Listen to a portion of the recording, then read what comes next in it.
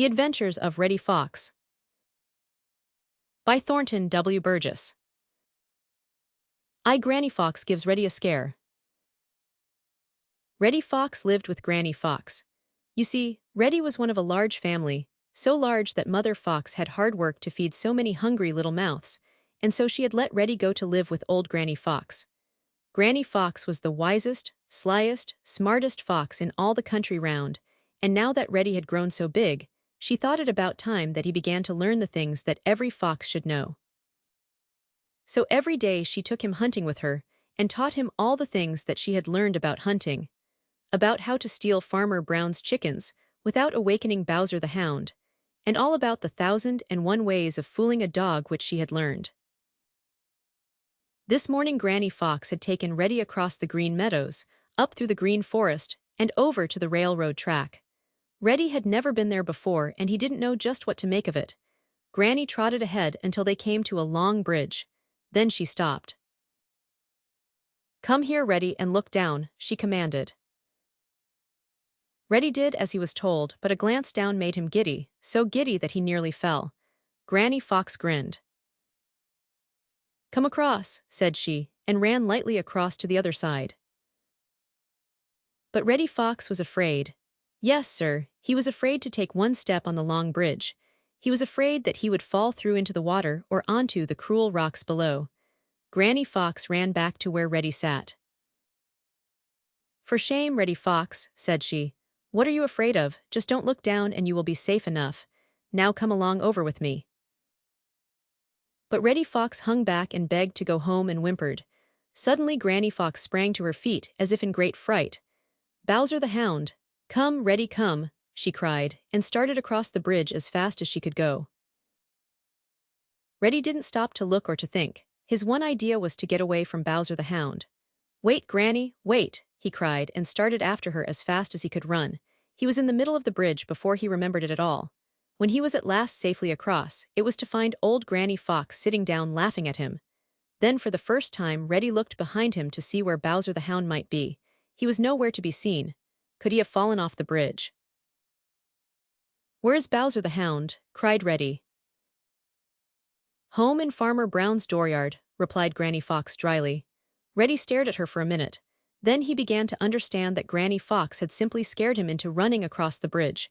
Reddy felt very cheap indeed. "Now we'll run back again," said Granny Fox.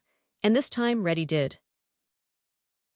Aye, Granny shows Reddy a trick. Every day Granny Fox led Reddy Fox over to the long railroad bridge and made him run back and forth across it until he had no fear of it whatever.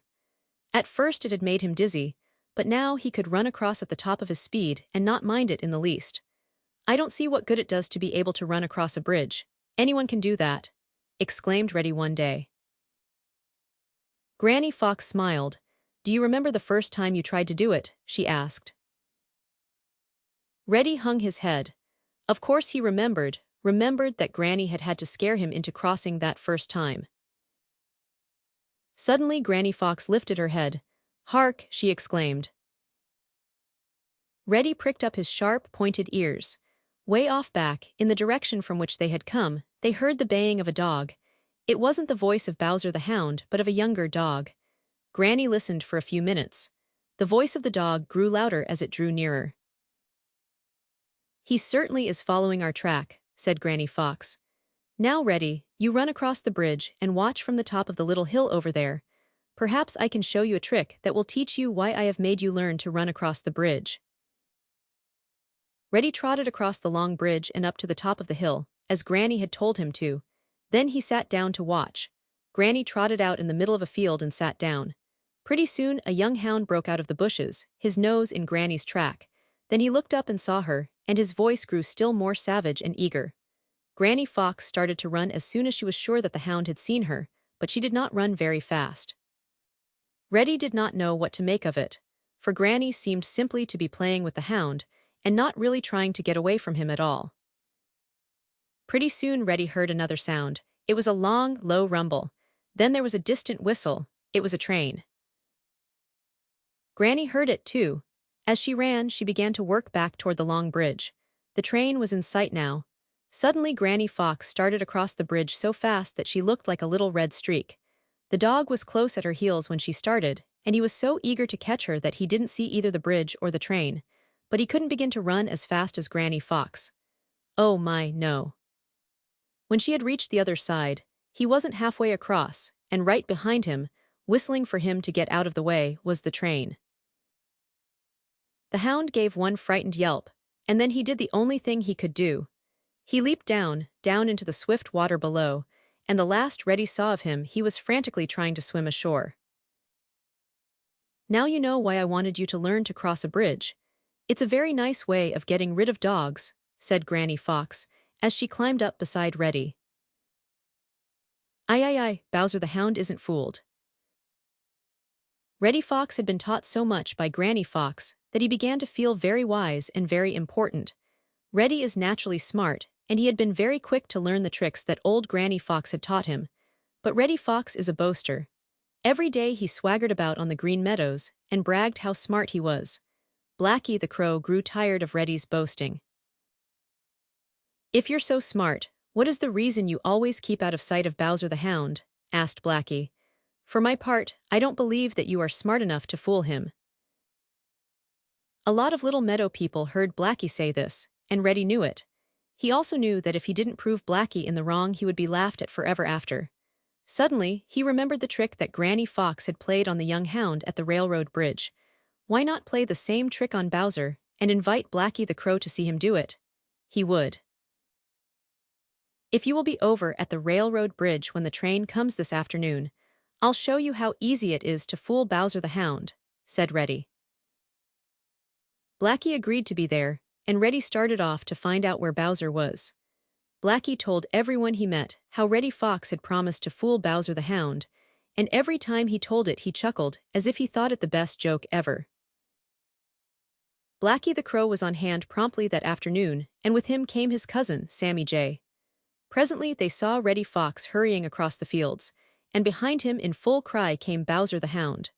Just as old Granny Fox had done with the young hound, Reddy allowed Bowser to get very near him, and then, as the train came roaring along, he raced across the long bridge just ahead of it.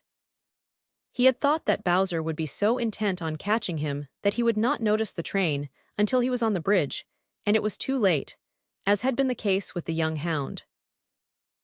Then Bowser would have to jump down into the swift river or be run over. As soon as Reddy was across the bridge, he jumped off the track and turned to see what would happen to Bowser the Hound. The train was halfway across the bridge, but Bowser was nowhere to be seen. He must have jumped already. Reddy sat down and grinned in the most self-satisfied way. The long train roared past, and Reddy closed his eyes to shut out the dust and smoke. When he opened them again, he looked right into the wide-open mouth of Bowser the Hound, who was not 10 feet away. "Did you think you could fool me with that old trick?" roared Bowser. Reddy didn't stop to make reply. He just started off at the top of his speed, a badly frightened little fox. You see, Bowser the Hound knew all about that trick, and he had just waited until the train had passed, and then had run across the bridge right behind it. And as Reddy Fox, out of breath and tired, ran to seek the aid of Granny Fox in getting rid of Bowser the Hound, he heard a sound that made him grind his teeth. "Ha ha ha, how smart we are." It was Blacky the Crow. "Ivy, Reddy Fox grows bold." Reddy Fox was growing bold. Everybody said so, and what everybody says must be so. Reddy Fox had always been very sly and not bold at all. The truth is Reddy Fox had so many times fooled Bowser the Hound and Farmer Brown's boy that he had begun to think himself very smart indeed. He had really fooled himself. Yes, sir, Reddy Fox had fooled himself. He thought himself so smart that nobody could fool him. Now it is one of the worst habits in the world to think too much of oneself. And Reddy Fox had the habit. Oh my, yes, Reddy Fox certainly did have the habit. When anyone mentioned Bowser the Hound, Reddy would turn up his nose and say, "Pooh, it's the easiest thing in the world to fool him." You see, he had forgotten all about the time Bowser had fooled him at the railroad bridge. Whenever Reddy saw Farmer Brown's boy, he would say with the greatest scorn, "Who's afraid of him? Not I." So as Reddy Fox thought more and more of his own smartness, he grew bolder and bolder. Almost every night he visited Farmer Brown's henyard. Farmer Brown set traps all around the yard, but Reddy always found them and kept out of them. It got so that Unc' Billy Possum and Jimmy Skunk didn't dare go to the henhouse for eggs anymore, for fear that they would get into one of the traps set for Reddy Fox. Of course they missed those fresh eggs, and of course they blamed Reddy Fox. "Never mind," said Jimmy Skunk, scowling down on the Green Meadows where Reddy Fox was taking a sun bath. "Farmer Brown's boy will get him yet. I hope he does." Jimmy said this a little spitefully, and just as if he really meant it. Now when people think that they are very, very smart, they like to show off. You know, it isn't any fun at all to feel smart unless others can see how smart you are. So Reddy Fox, just to show off, grew very bold indeed. He actually went up to Farmer Brown's henyard in broad daylight, and almost under the nose of Bowser the Hound he caught the pet chicken of Farmer Brown's boy. All Mr. Buzzard, sailing overhead high up in the blue, blue sky, saw Reddy Fox and shook his bald head. "Ah, see trouble on the way, yes ah do. Yes ah do, hope it ain't a-going to stay, yes ah do. Yes ah do, trouble am a spry almond bound to find ya if he can, if he finds ya bound to stick. When ah sees him, ah runs quick. Yes ah do, yes ah do." But Reddy Fox thought himself so smart that it seemed as if he really were hunting for All Mr. Trouble. And when he caught the pet chicken of Farmer Brown's boy, All Mr. Trouble was right at his heels. Reddy grows careless. All Mr. Buzzard was right. Trouble was right at the heels of Reddy Fox, although Reddy wouldn't have believed it if he had been told. He had stolen that plump pet chicken of Farmer Brown's boy for no reason under the sun but to show off. He wanted everyone to know how bold he was. He thought himself so smart that he could do just exactly what he pleased, and no one could stop him. He liked to strut around through the green forest, and over the green meadows and brag about what he had done, and what he could do. Now people who brag and boast, and who like to show off are almost sure to come to grief. And when they do, very few people are sorry for them. None of the little meadow and forest people liked Reddy Fox, anyway, and they were getting so tired of his boasting that they just ached to see him get into trouble. Yes, sir, they just ached to see Reddy get into trouble. Peter Rabbit, happy-go-lucky Peter Rabbit, shook his head gravely when he heard how Reddy had stolen that pet chicken of Farmer Brown's boy, and was boasting about it to everyone. "Reddy Fox is getting so puffed up that pretty soon he won't be able to see his own feet," said Peter Rabbit. "Well, what if he doesn't?" demanded Jimmy Skunk. Peter looked at Jimmy in disgust. "He comes to grief, however fleet, who doesn't watch his flying feet." "Jimmy Skunk, if you didn't have that little bag of scent that everybody is afraid of, you would be a lot more careful where you step," replied Peter. "If Reddy doesn't watch out, someday he'll step right into a trap." Jimmy Skunk chuckled. "I wish he would," said he. Now when Farmer Brown's boy heard about the boldness of Reddy Fox, he shut his mouth tight in a way that was unpleasant to see and reached for his gun. "I can't afford to raise chickens to feed foxes," said he. Then he whistled for Bowser the Hound, and together they started out. It wasn't long before Bowser found Reddy's tracks. "Bow wow wow wow," roared Bowser the Hound. Reddy Fox, taking a nap on the edge of the green forest, heard Bowser's big, deep voice. He pricked up his ears, then he grinned. "I feel just like a good run today," said he, and trotted off along the crooked little path down the hill. Now this was a beautiful summer day, and Reddy knew that in summer men and boys seldom hunt foxes. "It's only Bowser the Hound," thought Reddy, "and when I've had a good run, I'll play a trick on him so that he will lose my track." So Reddy didn't use his eyes as he should have done. You see, he thought himself so smart that he had grown careless. Yes, sir, Reddy Fox had grown careless. He kept looking back to see where Bowser the Hound was, but didn't look around to make sure that no other danger was near. Almost a buzzard, sailing round and round, way up in the blue, blue sky, could see everything going on down below. He could see Reddy Fox running along the edge of the green forest, and every few minutes stopping to chuckle and listen to Bowser the Hound, trying to pick out the trail Reddy had made so hard to follow by his twists and turns. And he saw something else, did almost a buzzard. It looked to him very much like the barrel of a gun sticking out from behind an old tree just ahead of Reddy. "I reckon it's just like I said. Reddy Fox is gwine to meet trouble right smart soon," muttered almost a buzzard. Vi, Drummer the Woodpecker drums in vain. Once upon a time, before he had grown to think himself so very, very smart, Reddy Fox would never have thought of running without watching out in every direction. He would have seen that thing that looked like the barrel of a gun sticking out from behind the old tree toward which he was running, and he would have been very suspicious indeed. But now all Reddy could think of was what a splendid chance he had to show all the little meadow and forest people what a bold, smart fellow he was. So once more Reddy sat down and waited until Bowser the Hound was almost up to him. Just then Drummer the Woodpecker began to make a tremendous noise, rat-a-tat-tat-tat, rat-a-tat-tat-tat, rat-a-tat-tat-tat. Now everybody who heard that rat-a-tat-tat-tat knew that it was a danger signal. Drummer the Woodpecker never drums just that way for pleasure. But Reddy Fox paid no attention to it. He didn't notice it at all. You see, he was so full of the idea of his own smartness that he didn't have room for anything else. "Stupid thing," said Drummer the Woodpecker to himself. "I don't know what I am trying to warn him for anyway. The Green Meadows and the Green Forest would be better off without him, a lot better off. Nobody likes him. He's a dreadful bully and is all the time trying to catch or scare to death those who are smaller than he. Still, he is so handsome." Drummer cocked his head on one side and looked over at Reddy Fox. Reddy was laughing to see how hard Bowser, the Hound, was working to untangle Reddy's mixed-up trail. "Yes, sir, he certainly is handsome," said Drummer once more. Then he looked down at the foot of the old tree on which he was sitting, and what he saw caused Drummer to make up his mind. "I surely would miss seeing that beautiful red coat of his. I surely would," he muttered. "If he doesn't hear and heed now, it won't be my fault."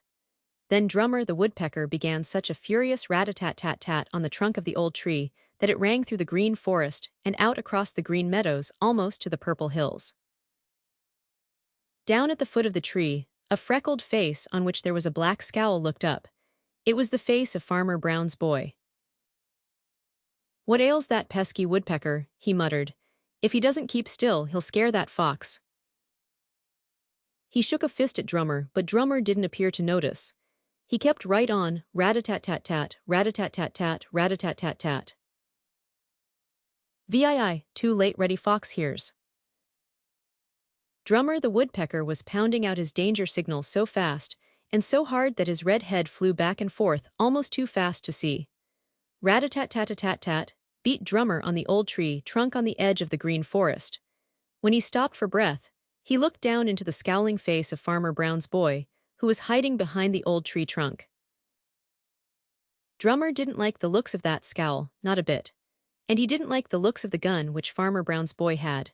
He knew that Farmer Brown's boy was hiding there to shoot Reddy Fox, but Drummer was beginning to be afraid that Farmer Brown's boy might guess what all that drumming meant, that it was a warning to Reddy Fox. And if Farmer Brown's boy did guess that, why anyway, on the other side of the tree there was a better place to drum. So Drummer the Woodpecker crept around to the other side of the tree, and in a minute was drumming harder than ever.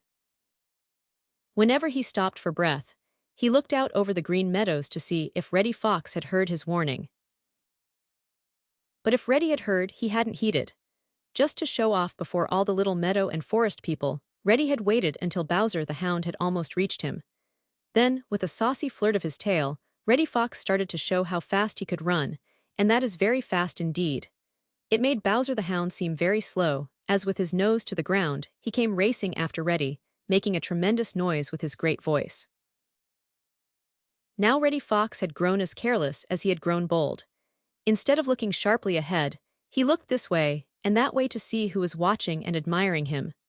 So he took no note of where he was going and started straight for the old tree trunk on which Drummer the Woodpecker was pounding out his warning of danger. Now Reddy Fox has sharp eyes and very quick ears. My, indeed he has. But just now Reddy was as deaf as if he had cotton stuffed in his ears. He was chuckling to himself to think how he was going to fool Bowser the Hound and how smart everyone would think him, when all of a sudden, he heard the rat-a-tat-tat-tat-tat of Drummer the Woodpecker and knew that that meant danger. For just a wee little second it seemed to Reddy Fox that his heart stopped beating. He couldn't stop running, for he had let Bowser the Hound get too close for that. Reddy's sharp eyes saw Drummer the woodpecker near the top of the old tree trunk, and noticed that Drummer seemed to be looking at something down below. Reddy Fox gave one quick look at the foot of the old tree trunk, and saw a gun pointed at him, and behind the gun the freckled face of Farmer Brown's boy. Reddy Fox gave a little gasp of fright, and turned so suddenly that he almost fell flat. Then he began to run as never in his life had he run before. It seemed as though his flying feet hardly touched the grass. His eyes were popping out with fright, as with every jump he tried to run just a wee bit faster. Bang, bang! 2 flashes of fire and 2 puffs of smoke darted from behind the old tree trunk. Drummer the woodpecker gave a frightened scream and flew deep into the green forest. Peter Rabbit flattened himself under a friendly bramble bush. Johnny Chuck dived headfirst down his doorway. Reddy Fox gave a yelp, a shrill little yelp of pain, and suddenly began to go lame. But Farmer Brown's boy didn't know that. He thought he had missed, and he growled to himself. "I'll get that fox yet for stealing my pet chicken." VIII, Granny Fox takes care of Reddy. Reddy Fox was so sore and lame that he could hardly hobble. He had had the hardest kind of work to get far enough ahead of Bowser the Hound to mix his trail up so that Bowser couldn't follow it. Then he had limped home, big tears running down his nose, although he tried hard not to cry. "Oh, oh, oh," moaned Reddy Fox, as he crept in at the doorway of his home. "What's the matter now?" snapped old Granny Fox, who had just waked up from a sun nap. "I've got hurt," said Reddy Fox, and began to cry harder. Granny Fox looked at Reddy sharply. "What have you been doing now, tearing your clothes on a barbed wire fence, or trying to crawl through a bullbriar thicket? I should think you were big enough by this time to look out for yourself," said Granny Fox crossly, as she came over to look at Reddy's hurts. "Please don't scold, please don't, Granny Fox," begged Reddy, who was beginning to feel sick to his stomach as well as lame, and to smart dreadfully. Granny Fox took one look at Reddy's wounds and knew right away what had happened. She made Reddy stretch himself out at full length, and then she went to work on him, washing his wounds with the greatest care and binding them up. She was very gentle, was old Granny Fox, as she touched the sore places, but all the time she was at work her tongue flew, and that wasn't gentle at all. Oh my no, there was nothing gentle about that. You see, old Granny Fox is wise and very, very sharp and shrewd. Just as soon as she saw Reddy's hurts, she knew that they were made by shot from a gun, and that meant that Reddy Fox had been careless, or he never would have been where he was in danger of being shot. "I hope this will teach you a lesson," said Granny Fox. "What are your eyes and your ears and your nose for, to keep you out of just such trouble as this? A little fox must use his eyes, or get someday a sad surprise. A little fox must use his ears, and know what makes each sound he hears. A little fox must use his nose, and try the wind where'er he goes. A little fox must use all 3 to live to grow as old as me. Now tell me all about it, Reddy Fox. This is summer and men don't hunt foxes now. I don't see how it happens that Farmer Brown's boy was waiting for you with a gun." So Reddy Fox told Granny Fox all about how he had run too near the old tree trunk behind which Farmer Brown's boy had been hiding. But Reddy didn't tell how he had been trying to show off, or how in broad daylight he had stolen the pet chicken of Farmer Brown's boy. You may be sure he was very careful not to mention that.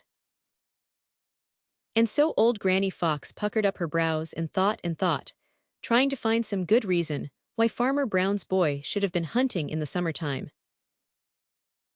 "Caw, caw, caw," shouted Blacky the Crow. The face of Granny Fox cleared. "Blacky the Crow has been stealing, and Farmer Brown's boy was out after him when Reddy came along," said Granny Fox, talking out loud to herself. Reddy Fox grew very red in the face, but he never said a word. Peter Rabbit hears the news. Johnny Chuck came running up to the edge of the old briar patch quite out of breath. You see, he is so round and fat and roly-poly that to run makes him puff and blow. Johnny Chuck's eyes danced with excitement as he peered into the old briar patch, trying to see Peter Rabbit. "Peter, Peter Rabbit, oh Peter," he called. No one answered. Johnny Chuck looked disappointed. It was the middle of the morning, and he had thought that Peter would surely be at home then. He would try once more. "Oh, you Peter Rabbit," he shouted in such a high-pitched voice that it was almost a squeal. "What you want?" asked a sleepy voice from the middle of the old briar patch. Johnny Chuck's face lighted up. "Come out here, Peter, where I can look at you," cried Johnny. "Go away, Johnny Chuck. I'm sleepy," said Peter Rabbit, and his voice sounded just a wee bit cross, for Peter had been out all night, a habit which Peter has. "I've got some news for you, Peter," called Johnny Chuck eagerly. "How do you know it's news to me?" asked Peter, and Johnny noticed that his voice wasn't quite so cross. "I'm almost sure it is, for I've just heard it myself, and I've hurried right down here to tell you because I think you'll want to know it," replied Johnny Chuck. "Pooh," said Peter Rabbit, "it's probably as old as the hills to me. You folks who go to bed with the sun don't hear the news until it's old. What is it?" "It's about Reddy Fox," began Johnny Chuck, but Peter Rabbit interrupted him. "Shucks, Johnny Chuck, you are slow. Why, it was all over Green Meadows last night how Reddy Fox had been shot by Farmer Brown's boy," jeered Peter Rabbit. "That's no news, and here you've waked me up to tell me something I knew before you went to bed last night. Serves Reddy Fox right. Hope he'll be lame for a week," added Peter Rabbit. "He can't walk at all," cried Johnny Chuck in triumph, sure now that Peter Rabbit hadn't heard the news. "What's that?" demanded Peter, and Johnny Chuck could hear him begin to hop along one of his little private paths in the heart of the old briar patch. He knew now that Peter Rabbit's curiosity was aroused, and he smiled to himself. In a few minutes, Peter thrust a sleepy-looking face out from the old briar patch and grinned rather sheepishly. "What was that you were saying about Reddy Fox?" he asked again.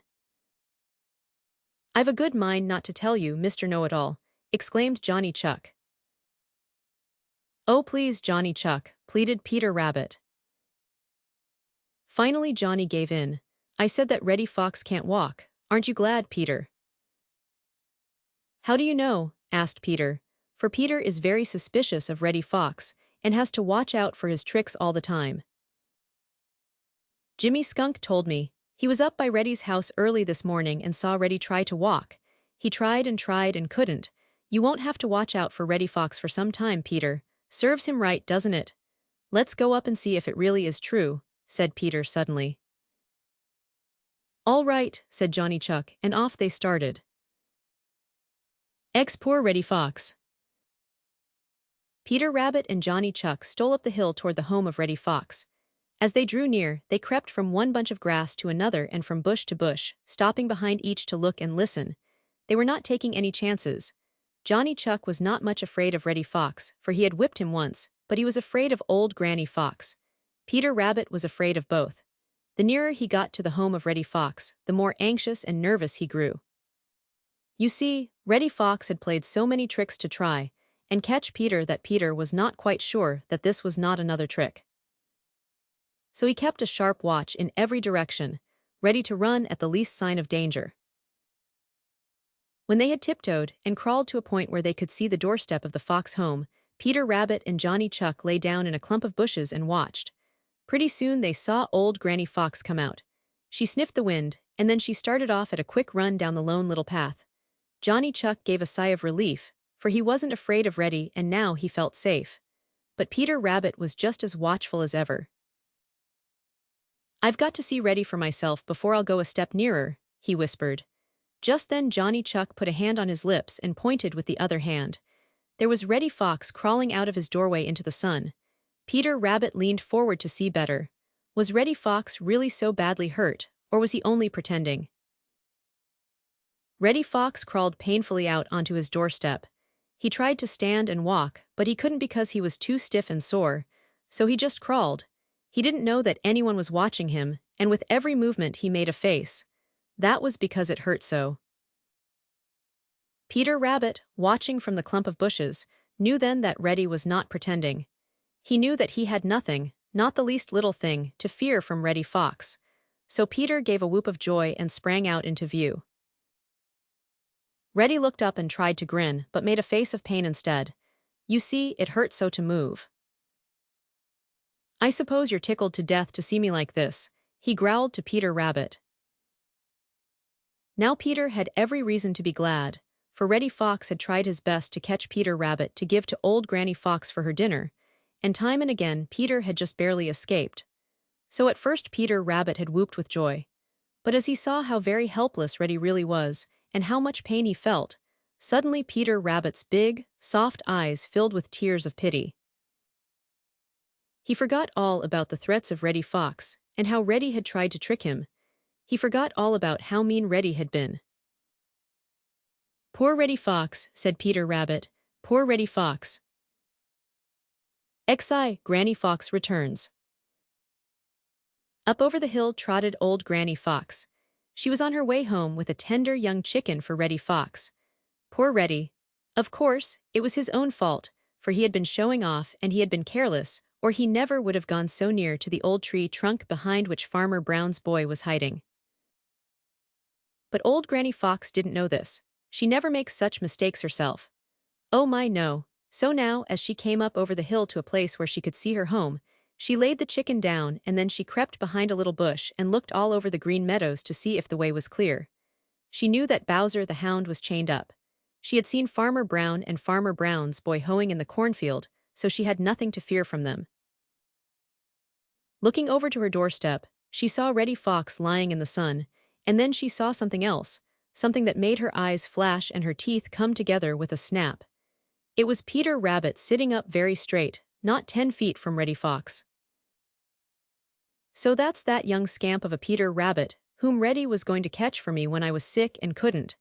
I'll just show Reddy Fox how easily it can be done, and he shall have tender young rabbit with his chicken," said Granny Fox to herself. So first she studied and studied every clump of grass and every bush behind which she could creep. She saw that she could get almost to where Peter Rabbit was sitting and never once show herself to him. Then she looked this way and looked that way to make sure that no one was watching her. No one did she see on the green meadows who was looking her way. Then Granny Fox began to crawl from one clump of grass to another and from bush to bush.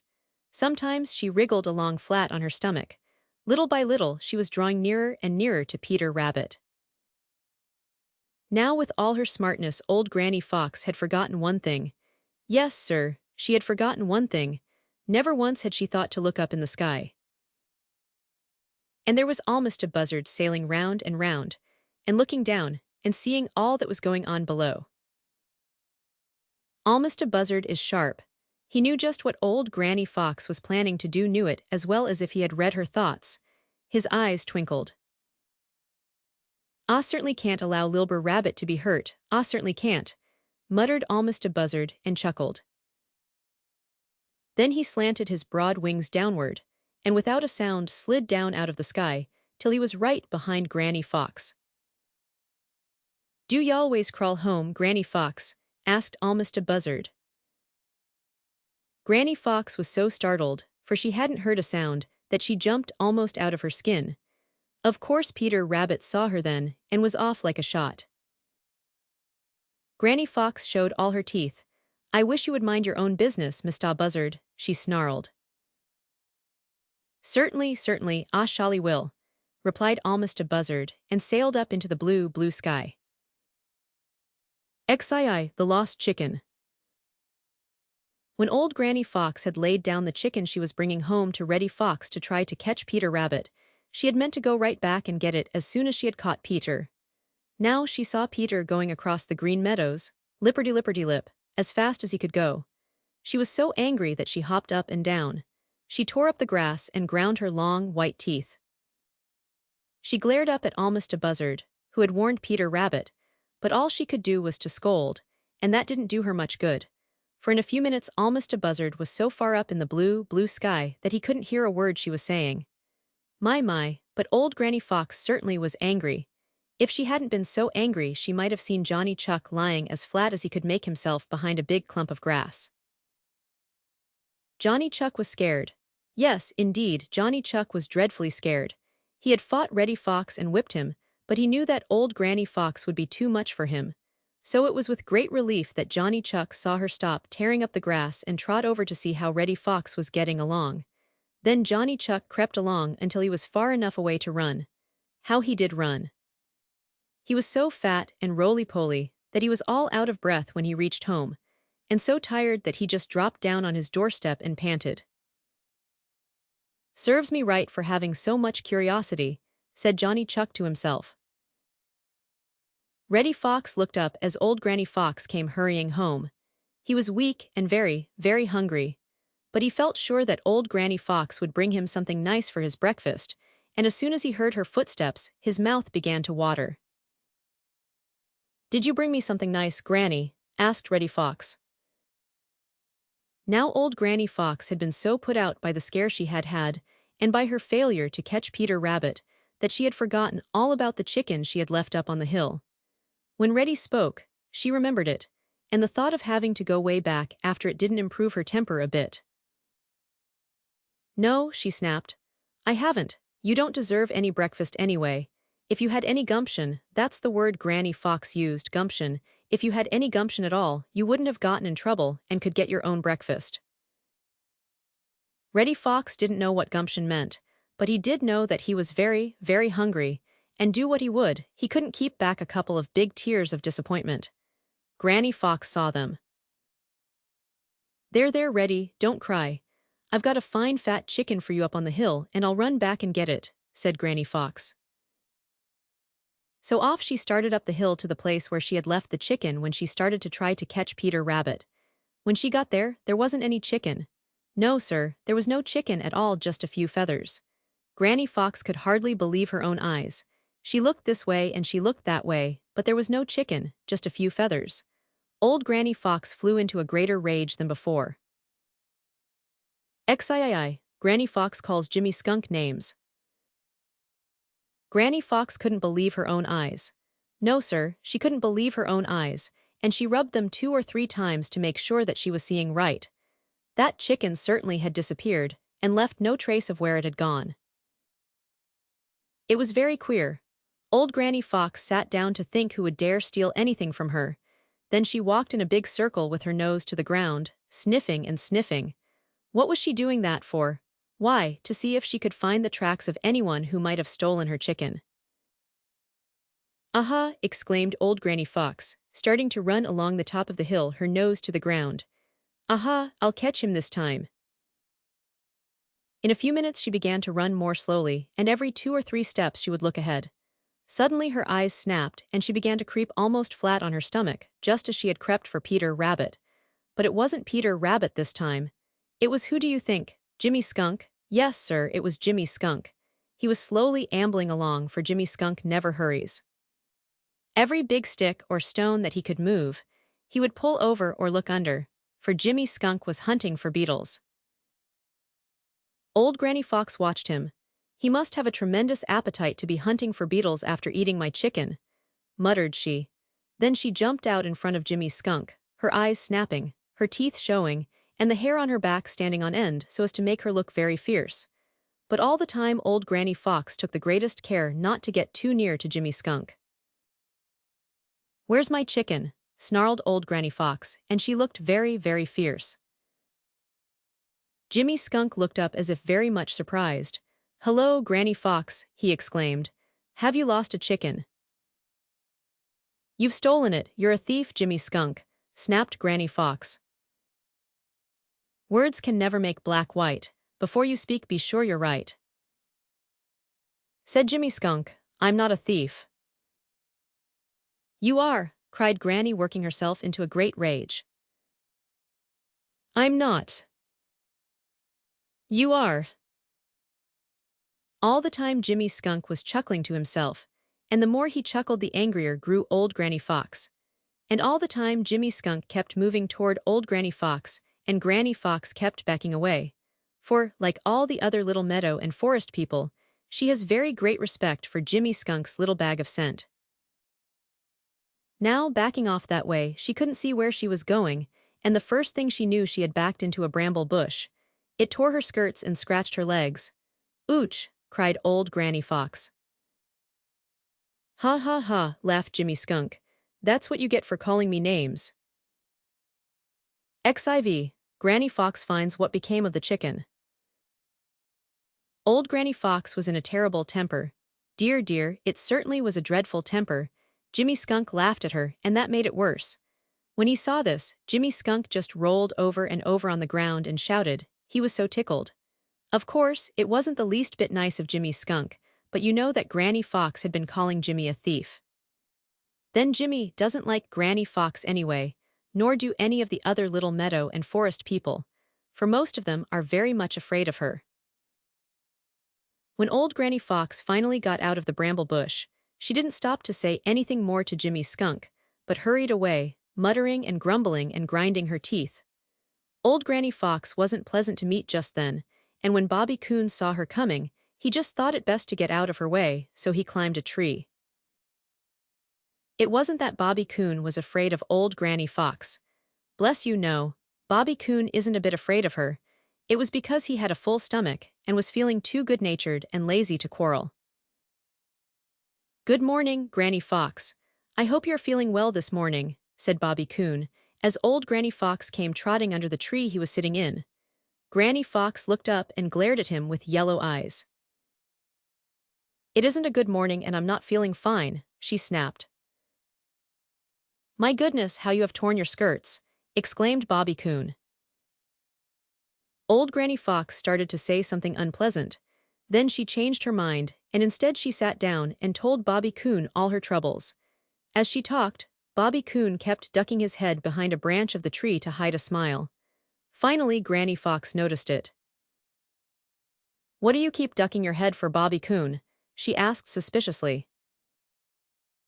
"I'm just looking to see if I can see any feathers from that chicken," replied Bobby Coon gravely, though his eyes were twinkling with mischief.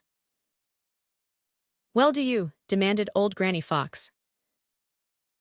And just then Bobby Coon did. They were not on the ground, however, but floating in the air. Bobby Coon leaned out to see where they came from, and Granny Fox turned to look too. What do you think they saw? Why, sitting on a tall, dead tree was Mr. Goshawk, just then swallowing the last of Granny's chicken. "Thief, thief, robber, robber," shrieked old Granny Fox. But Mr. Goshawk said nothing, just winked at Bobby Coon, puffed out his feathers, and settled himself for a comfortable nap. XV, Reddy Fox has a visitor. Hardly was old Granny Fox out of sight on her way to hunt for the chicken she had left on the hill, when Unc' Billy Possum came strolling along the lone little path. He was humming to himself, for he had just had a good breakfast. One of the Merry Little Breezes spied him and hurried to meet him and tell him about how Reddy Fox had been shot. Unc' Billy listened, and the grin with which he had greeted the Merry Little Breeze grew into a broad smile. "Are y'all sure about that?" he asked. The Merry Little Breeze was sure. Unc' Billy Possum stopped for a few minutes and considered. "Serves that knockout Reddy Fox right," chuckled Unc' Billy. "He done spoil ma hunting at Farmer Brown's. He raised such a fuss among the hens up there. 'Tisn't safe to go there any mo'. No, suh, 'tisn't safe, and it won't be safe for a right smart while. Did ya say that Granny Fox is home?" The Merry Little Breeze hadn't said anything about Granny Fox, but now remembered that she had gone up the hill. "I believe I will just tote my sympathy over to Reddy Fox," said Unc' Billy Possum, as he started in the direction of Reddy Fox's house. But he made sure that old Granny Fox was not at home before he showed himself. Reddy Fox lay on his doorstep. He was sick and sore and stiff. Indeed, he was so stiff he couldn't walk at all. And he was weak and hungry, dreadfully hungry. When he heard footsteps, he thought old Granny Fox was bringing him the chicken after which she had gone. He felt too ill even to turn his head. "Did you get the chicken, Granny?" he asked weakly. No one answered. "I say, did you get the chicken, Granny?" Reddy's voice sounded a little sharp and cross as he asked this time. Still there was no reply, and Reddy began to be a little bit suspicious. He turned over and raised his head to look. Instead of old Granny Fox, there was Unc' Billy Possum grinning at him.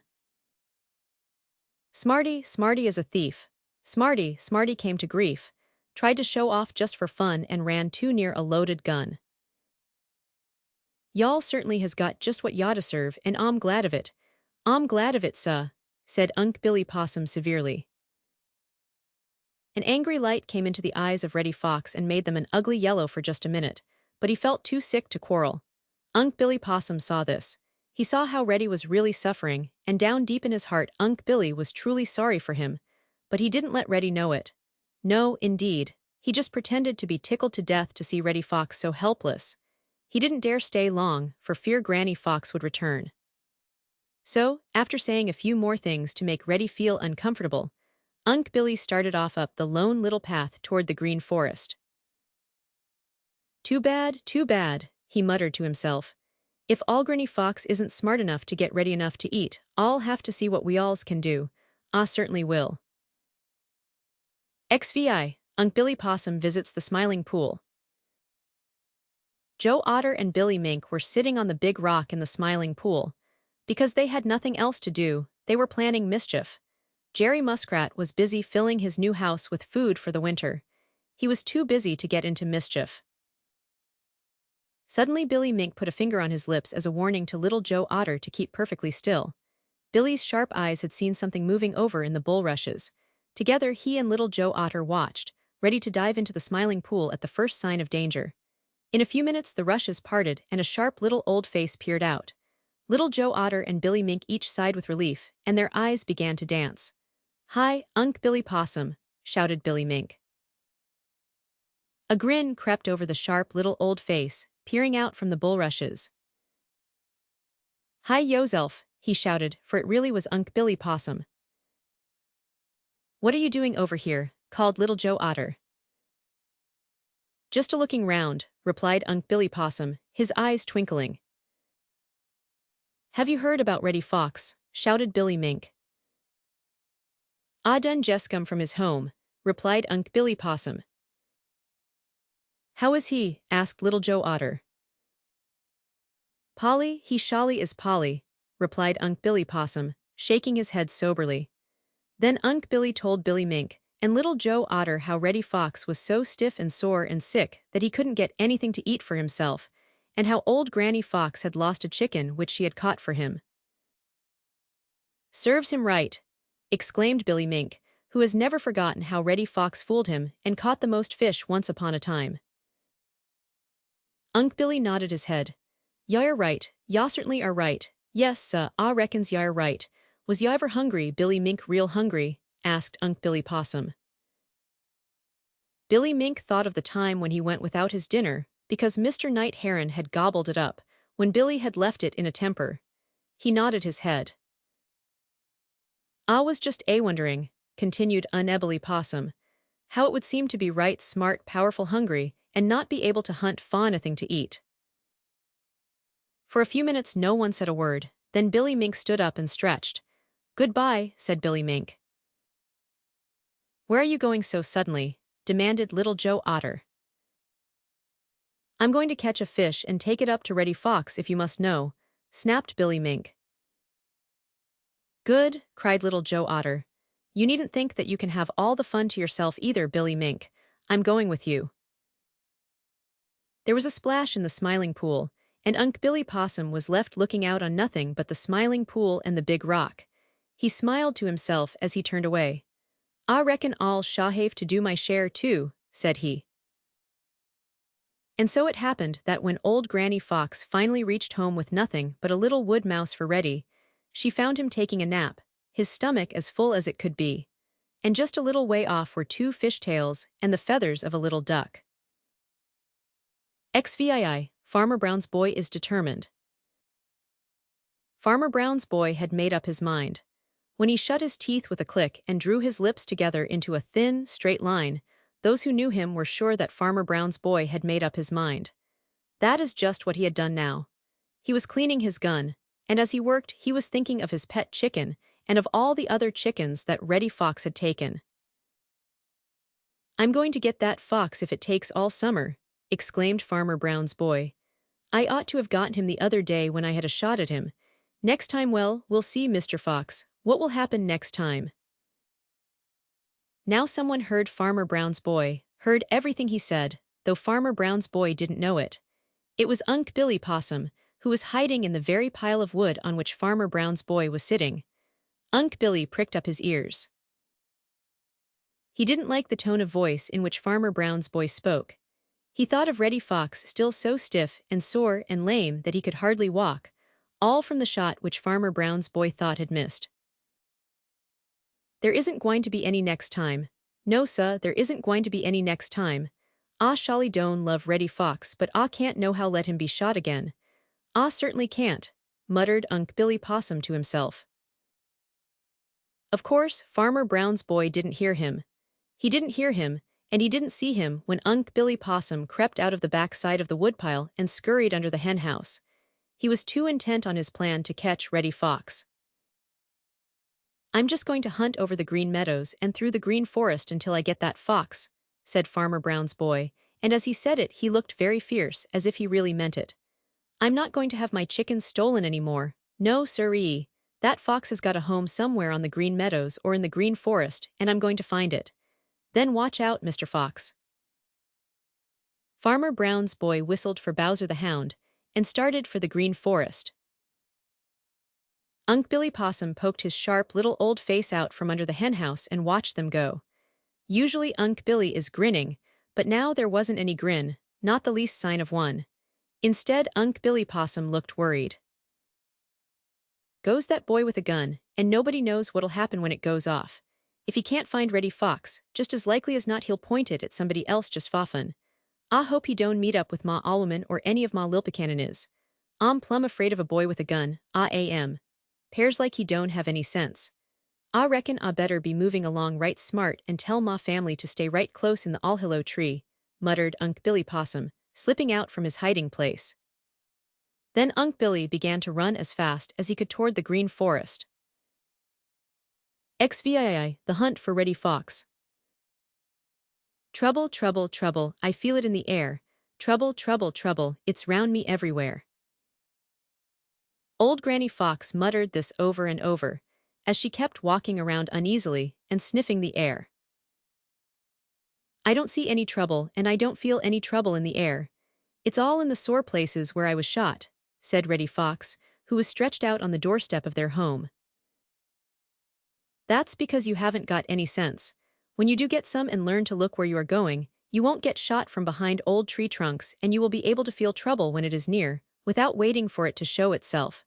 Now I feel trouble. You go down into the house and stay there." Granny Fox stopped to test the air with her nose, just as she had been testing it for the last 10 minutes.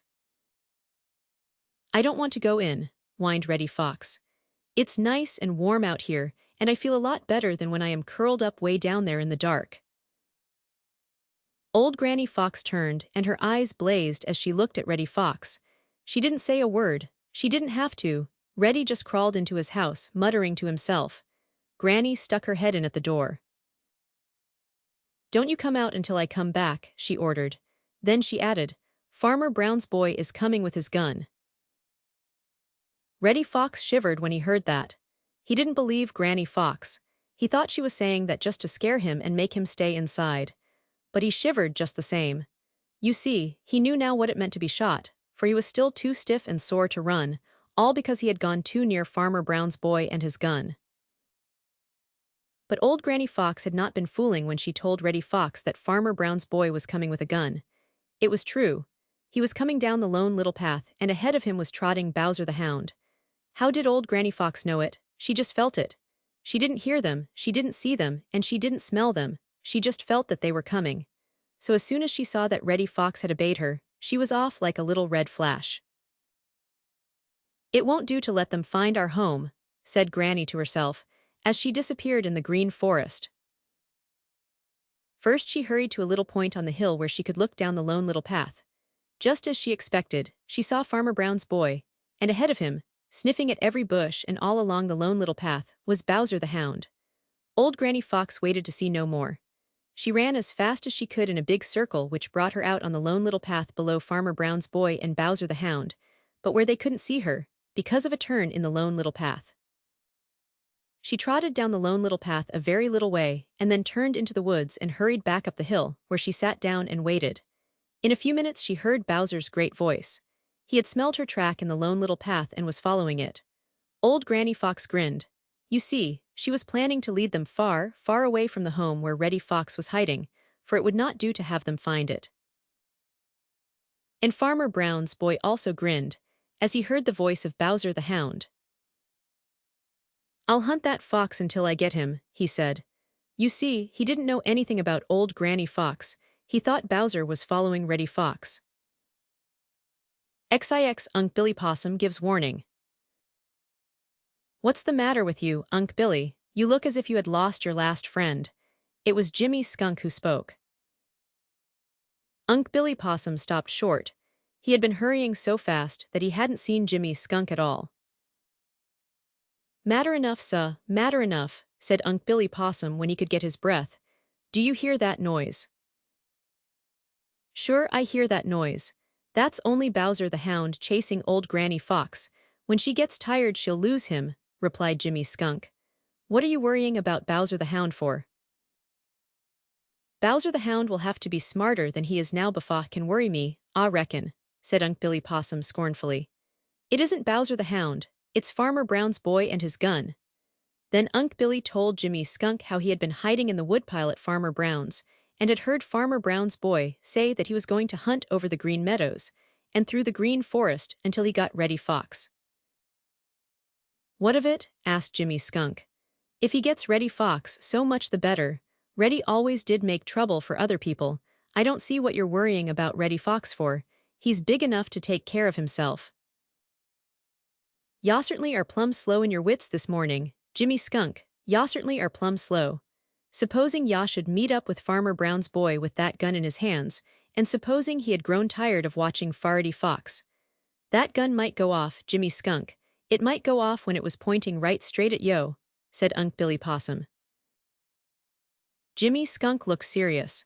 "That's so, Unc' Billy, that's so," he said. "Boys with guns do get dreadfully careless, dreadfully careless. They don't seem to think anything about the feelings of those likely to get hurt when the gun goes off. What was you thinking of doing, Unc' Billy?" "Just passing the word along so everybody in the Green Meadows and in the Green Forest will keep out of the way of Farmer Brown's boy," replied Unc' Billy Possum. "Good idea, Unc' Billy, I'll help you," said Jimmy Skunk. So Unc' Billy Possum went one way, and Jimmy Skunk went another way. And everyone they told hurried to tell someone else. Happy Jack Squirrel told Chatterer the Red Squirrel, Chatterer told Striped Chipmunk, and Striped Chipmunk told Danny Meadow Mouse.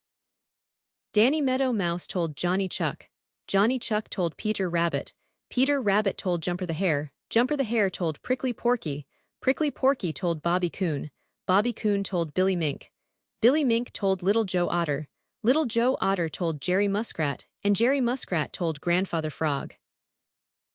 And everybody hastened to hide from Farmer Brown's boy and his terrible gun. By and by Farmer Brown's boy noticed how still it was in the Green Forest. Nowhere did he see or hear a bird. Nowhere could he catch a glimpse of anybody who wore fur. "That fox must have scared away all the other animals and driven away all the birds. I'll get him, see if I don't," muttered Farmer Brown's boy, and never once guessed that they were hiding from him. XX, Old Granny Fox makes a mistake. Old Granny Fox was running through the overgrown old pasture, way up back of Farmer Brown's. She was cross and tired and hot, for it was a very warm day. Behind her came Bowser the Hound, his nose in Granny's tracks and making a great noise with his big voice. Granny Fox was cross because she was tired. She hadn't done much running lately. She didn't mind running when the weather was cold, but now, oh dear, it is hot, sighed old Granny Fox as she stopped a minute to rest. Now old Granny Fox is very, very smart and very, very wise. She knows all the tricks with which foxes fool those who try to catch them. She knew that she could fool Bowser the Hound and puzzle him so that he wouldn't be able to follow her track at all. But she wasn't ready to do that yet. No, indeed. Old Granny Fox was taking great care to see that her tracks were easy to follow. She wanted Bowser the Hound to follow them, although it made her tired and hot and cross. Why did she? Well, you see, she was trying to lead him. And with him Farmer Brown's boy, far, far away from the home where Reddy Fox was nursing the wounds that he had received when Farmer Brown's boy had shot at him a few days before. "Bow wow wow," roared Bowser the Hound, following every twist and turn which Granny Fox made, just as she wanted him to. back and forth across the old pasture, and way up among the rocks on the edge of the mountain Granny Fox led Bowser the Hound. It was a long, long, long way from the green meadows and the green forest. Granny Fox had made it a long way purposely. She was willing to be tired herself if she could also tire Bowser the Hound and Farmer Brown's boy. She wanted to tire them so that when she finally puzzled and fooled them and left them there, they would be too tired to go back to the green meadows. By and by Granny Fox came to a hole in the ground, an old house that had once belonged to her grandfather. Now this old house had a back door hidden close beside the hollow trunk of a fallen tree. Old Granny Fox just ran through the house, out the back door, through the hollow tree, and then jumped into a little brook where there was hardly more than enough water to wet her feet. Walking in the water, she left no scent in her tracks. Bowser the Hound came roaring up to the front door of the old house. Granny's tracks led right inside, and Bowser grew so excited that he made a tremendous noise.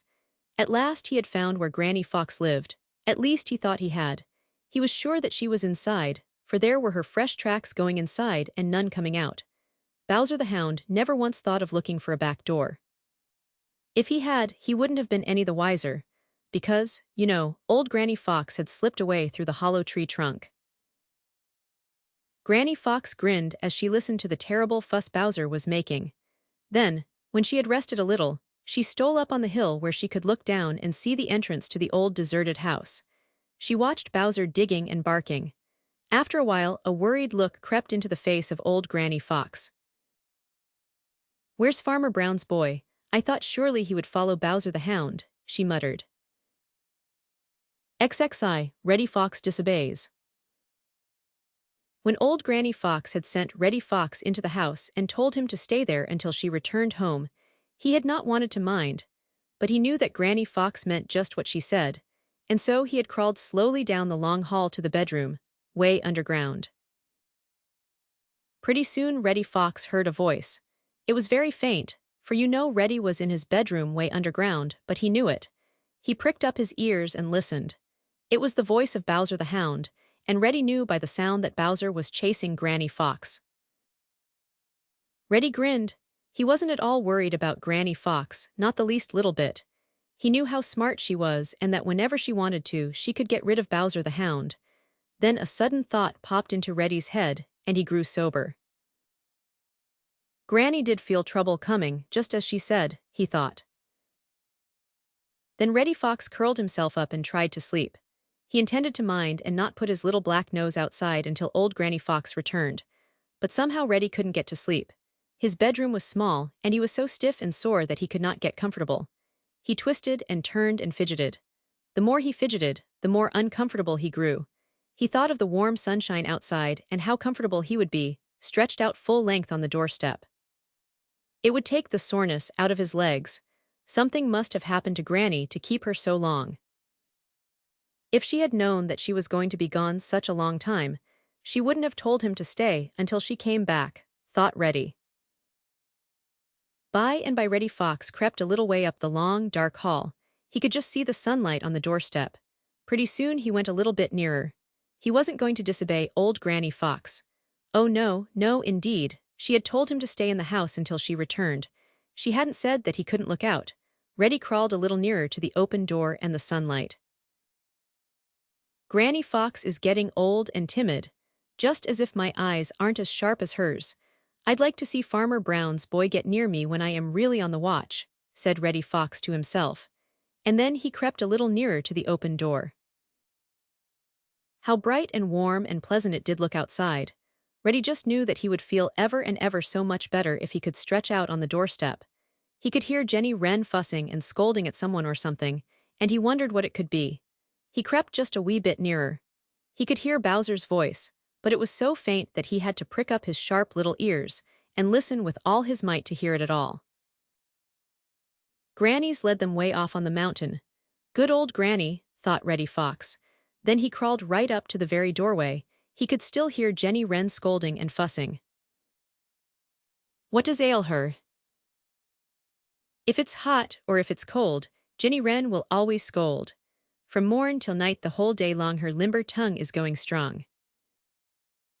I'm going to find out what it means, said Reddy, talking to himself. Reddy Fox poked his head out and looked straight into the freckled face of Farmer Brown's boy and the muzzle of that dreadful gun. XXII, almost a buzzard's keen sight. Old Granny Fox had thought that, when she fooled Bowser the Hound up in the old pasture on the edge of the mountain, she could take her time going home. She was tired and hot, and she had planned to pick out the shadiest paths going back. She had thought that Farmer Brown's boy would soon join Bowser the Hound, when Bowser made such a fuss about having found the old house into which Granny Fox had run. But Farmer Brown's boy had not yet appeared, and Granny Fox was getting worried. Could it be that he had not followed Bowser the Hound, after all? Granny Fox went out on a high point and looked, but she could see nothing of Farmer Brown's boy and his gun.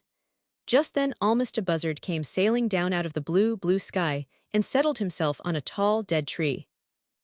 Now Granny Fox hadn't forgotten how Almost a Buzzard had warned Peter Rabbit just as she was about to pounce on him, but she suddenly thought that Almost a Buzzard might be of use to her. So old Granny Fox smoothed out her skirts and walked over to the foot of the tree where Almost a Buzzard sat. "How do you do today, neighbor Buzzard?" inquired Granny Fox, smiling up at Almost a Buzzard. "So as to be up and about, thank yo," replied Almost a Buzzard, spreading his wings out so that air could blow under them. "My," exclaimed old Granny Fox, "what splendid great wings you have, Mr. Buzzard. It must be grand to be able to fly. I suppose you can see a great deal from way up there in the blue, blue sky, Mr. Buzzard." Almost a Buzzard felt flattered. "Yes," said he, "I can see all that's going on the Green Meadows and in the Green Forest." "Oh, Mr. Buzzard, you don't really mean that," exclaimed old Granny Fox, just as if she wanted to believe it but couldn't. "Yes, I can," replied Almost a Buzzard. "Really, Mr. Buzzard? Really? Oh, I can't believe that your eyes are so sharp as all that. Now I know where Bowser the Hound is and where Farmer Brown's boy is, but I don't believe you can see them," said Granny Fox. Almost a Buzzard never said a word but spread his broad wings, and in a few minutes he had sailed up, up, up until he looked like just a tiny speck to old Granny Fox. Now old Granny Fox had not told the truth when she said she knew where Farmer Brown's boy was.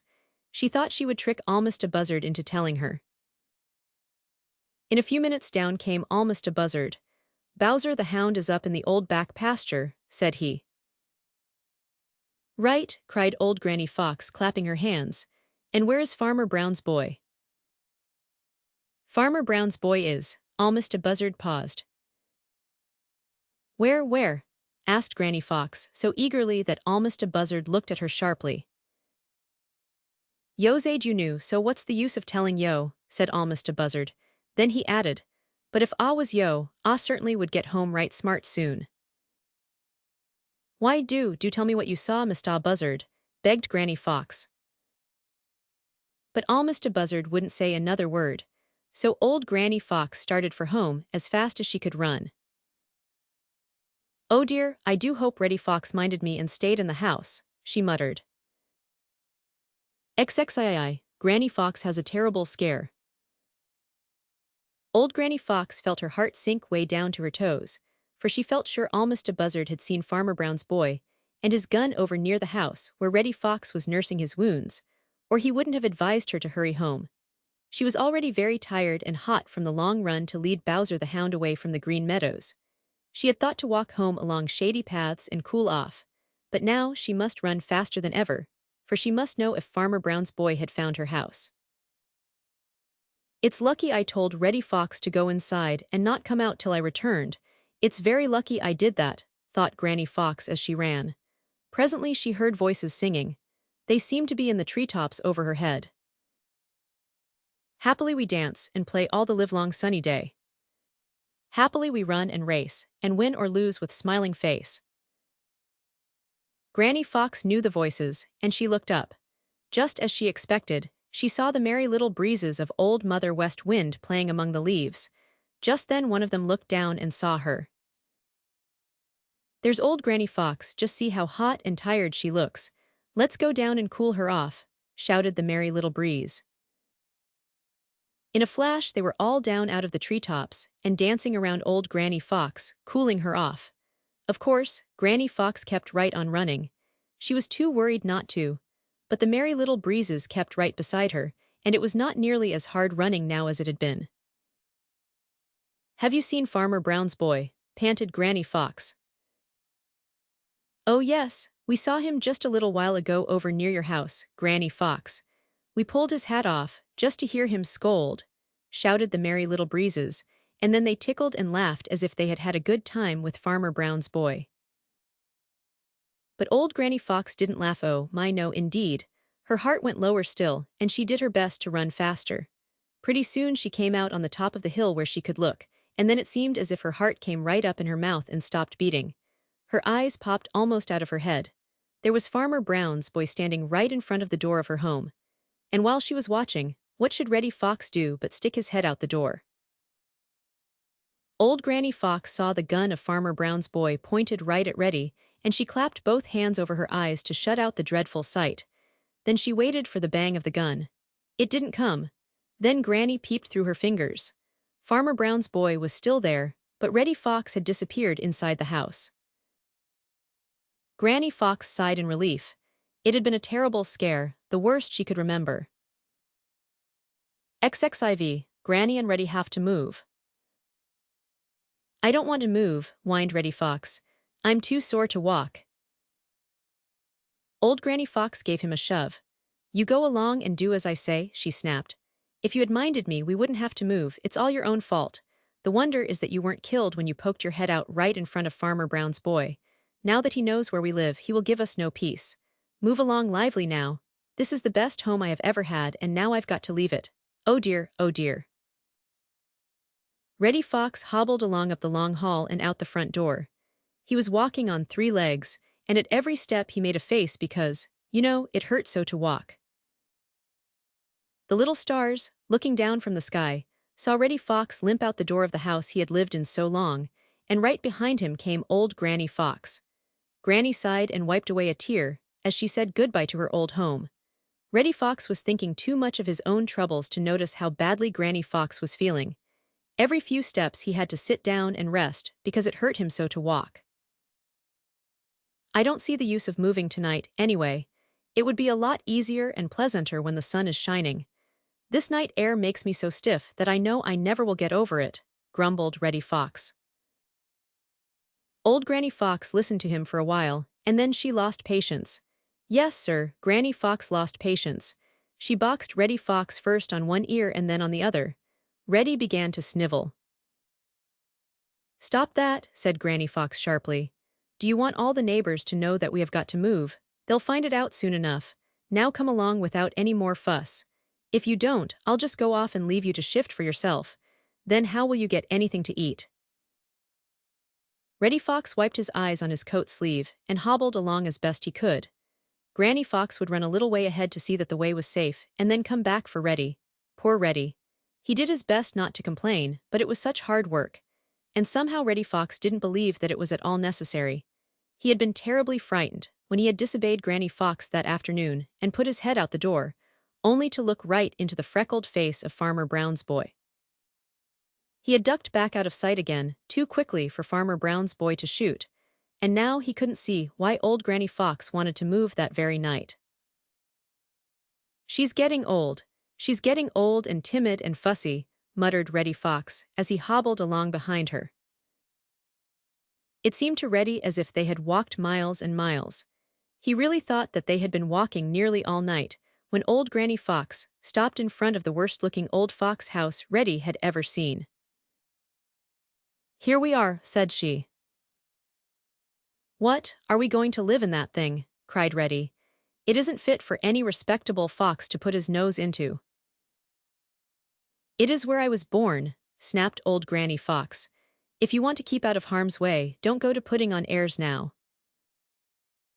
Who scorns the simple things of life and tilts his nose at all he sees, is almost sure to feel the knife of want cut through his pleasant ease.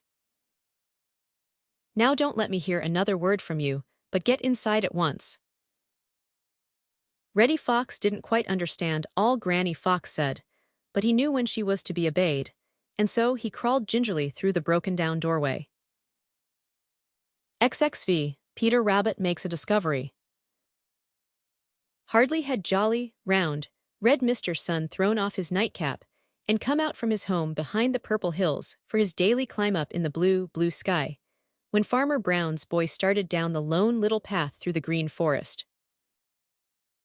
Peter Rabbit, who had been out all night and was just then on his way home, saw him.